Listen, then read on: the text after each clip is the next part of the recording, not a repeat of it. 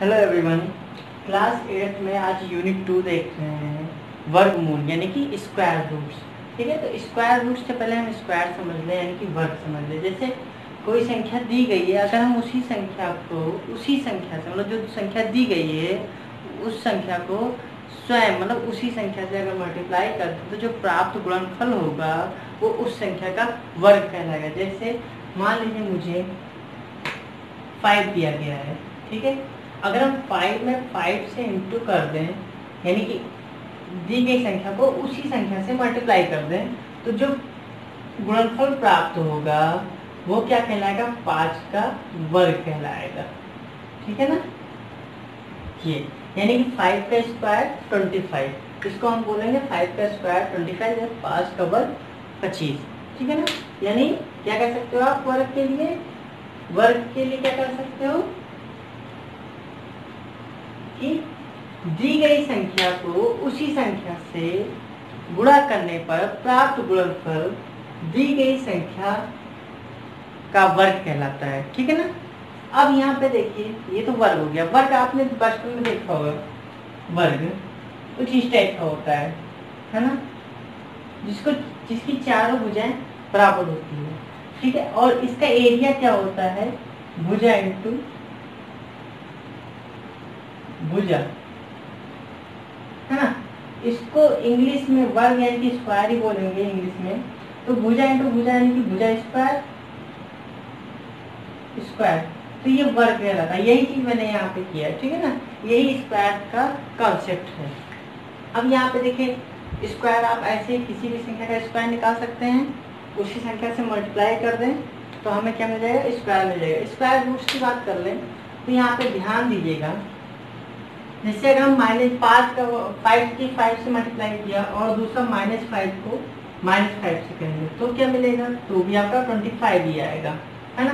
इसका मतलब क्या, इसे क्या कर सकते हैं, -5 का होल स्क्वायर बराबर 25, यानी -5 का स्क्वायर भी 25 है और 5 का स्क्वायर भी 25 है। मतलब 5 का वर्ग भी 25 है, -5 का वर्ग भी 25 है। इसका मतलब आप क्या कह सकते हो कि दिस इम्प्लाइज +-5 का होल स्क्वायर बराबर 25, है ना, ये कह सकते हैं। अब यहाँ पे हम देखते हैं, अब हम वर्गमूल की बात करते हैं। वर्गमूल ये होता है ना, वर्गमूल आपका जैसे यहीं पे देख लीजिए, अगर हम इसी को कुछ स्टार लिख दें, है ना, जैसे 25 पर वर्गमूल के लिए यहाँ पे लिखते हैं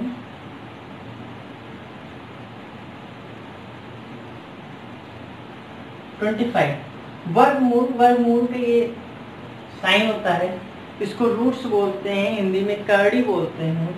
यहाँ पे इसकी पावर 2 होती है जो कि हिडन रहता है ना, बाकी अदर पावर क्यूब वगैरह में आपको दिखेंगे।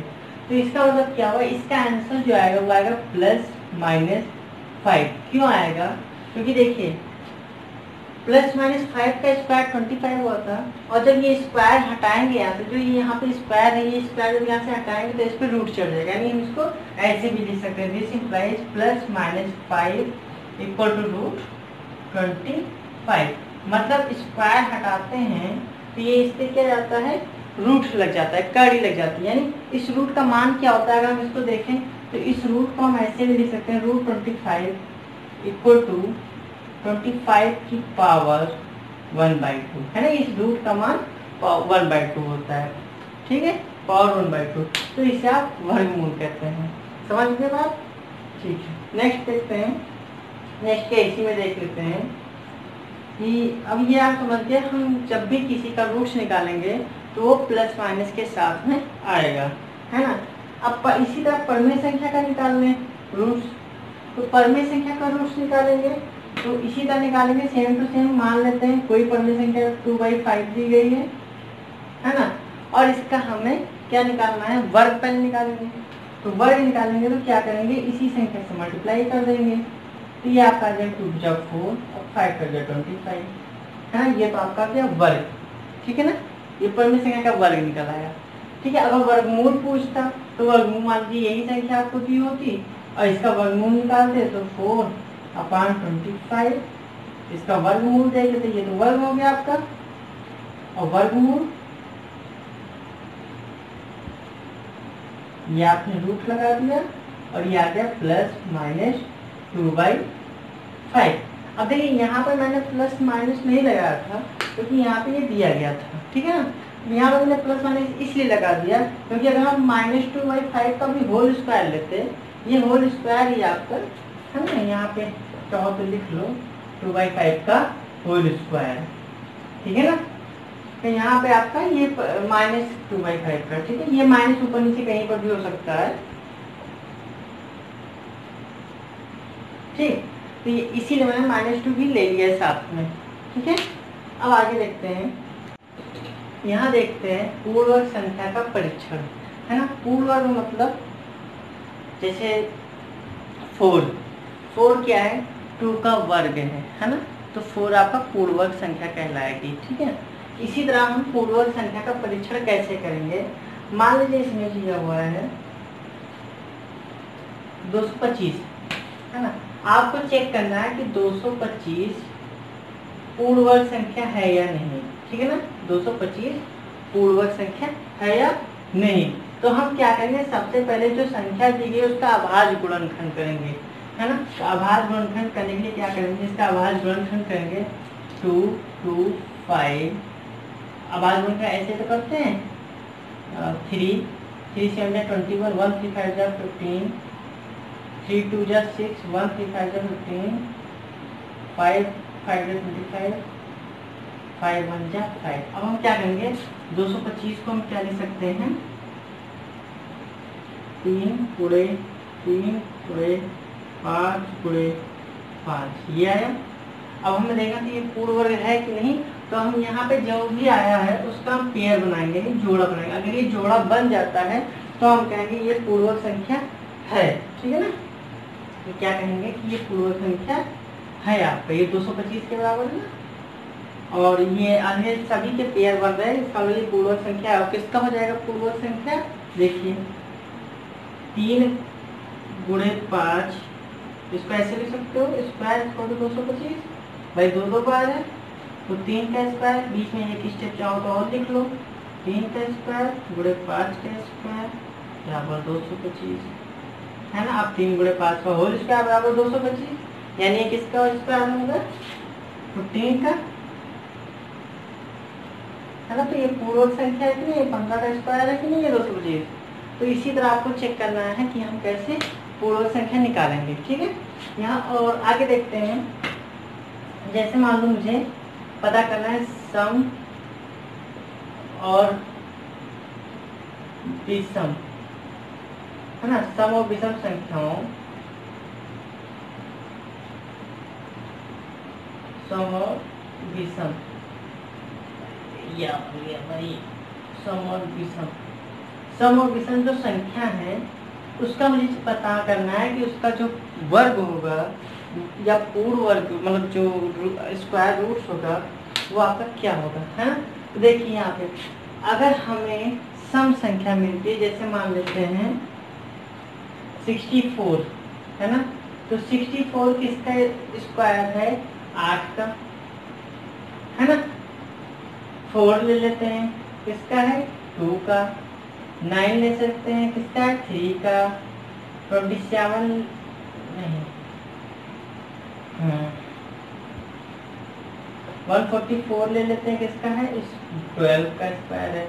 49 ले लेते हैं, किसका है, 7 का स्क्वायर। तो यहाँ पे हम क्या देख रहे हैं कि अगर जो आपका नंबर दिया गया है ना, वो अगर सम है तो उसका वर्ग क्या आया, सम आया, और सम वर्ग है तो उसका वो सेम है। और ये 2 देखिए सम है तो ये भी वर्ग इसका सम आया। 3 यहाँ पे विषम है तो वर्ग क्या आया, विषम आया। 12 यहाँ पे सम है, वर्ग सम। 7 विषम, वर्ग विषम, ठीक है ना। तो इसी तरह सम संख्याओं का जो वर्ग होगा वो सम होगा और विषम संख्याओं का वर्ग विषम होगा, ठीक है। आगे देख लेते हैं क्या पढ़ना है आपको। चलिए एक्सरसाइज करते हैं।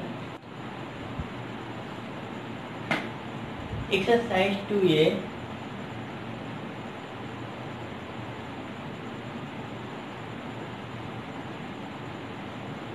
इसका पहला क्वेश्चन था आपका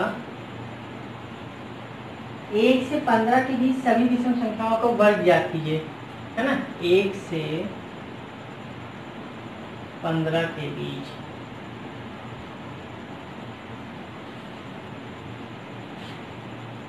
सभी विषम संख्याओं का वर्ग, सभी विषम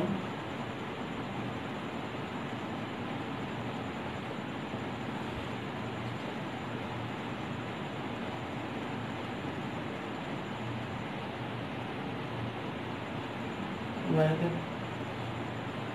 ज्ञात कीजिए।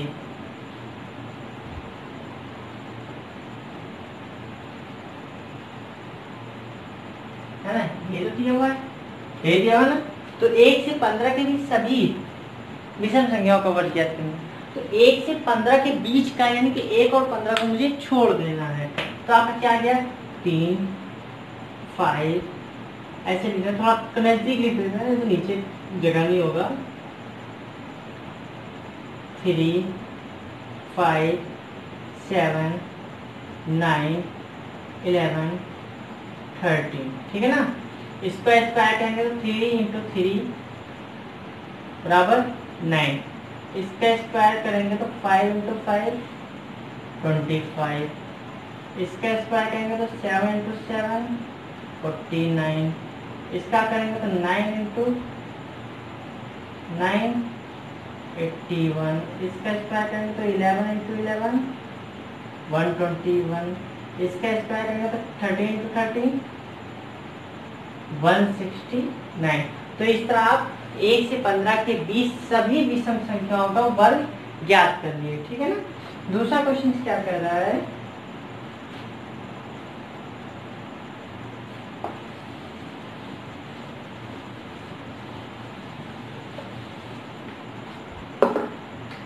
दूसरा क्वेश्चन आपका कह रहा है, दूसरा क्वेश्चन बोल दे रहा हूँ कि निम्नलिखित परिमेय संख्याओं के वर्ग ज्ञात करना। जो परिमेय संख्या आपको दिया गया उसका वर्ग ज्ञात करना। तो इसका पहला है -5 आपका परिमेय संख्या है। इसका वर्ग ज्ञात करेंगे तो -5 का स्क्वायर बराबर 25। तो यही आ जाएगा -5 का वर्ग, ठीक है। सेकंड को आप देख लो,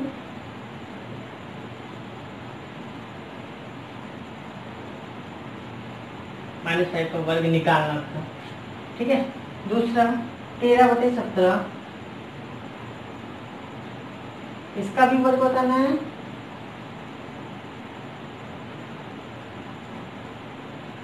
तो क्या करेंगे, हम वर्ग निकाल देते हैं।